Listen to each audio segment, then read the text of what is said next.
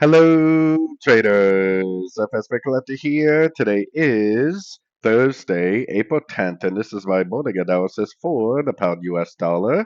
If you haven't done so yet, definitely do check out my free Discord channel, link down here in the corner at the end of the video. And don't forget to take a look at my website, fxpipcollector.com. So, anyways, the pound dollar is drifting up ever since yesterday afternoon. We had that tariff news, which didn't really affect the pound that much, but it definitely affected the euro and the Aussie big time. Now, I have my Fibonacci retracement currently on this move right here, but I actually think that we are currently either in a wave B or a wave 2. If we are either in a wave B or wave 2, then we would actually want our Fibonacci level on the whole move down, even though we haven't broken structure to the upside yet. I think that we will end up breaking structure, and I think we're going to go up to at least a 50 to 61% for either a wave B or a wave 2. That means that this whole big push down is more likely a wave A or a wave 1.